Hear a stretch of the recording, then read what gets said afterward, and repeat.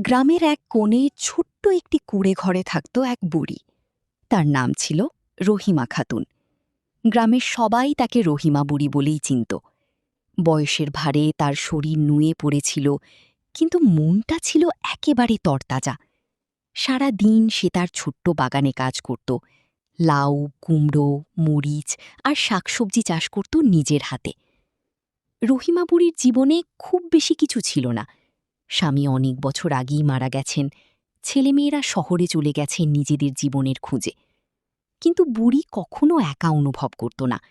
সে বলতো, এই গাছগুলোই আমার সন্তান, আর এই পাখিরা আমার বন্ধু।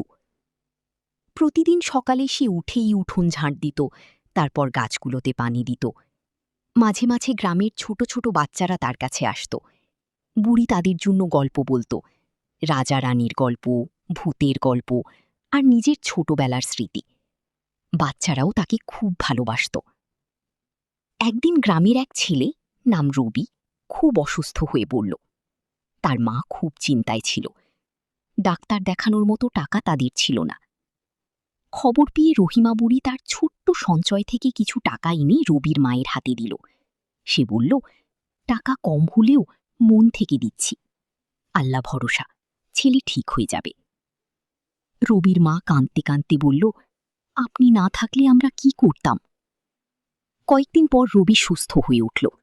সেই দিন থেকে পুরো গ্রাম আরও বেশি করে রহিমা বুড়ি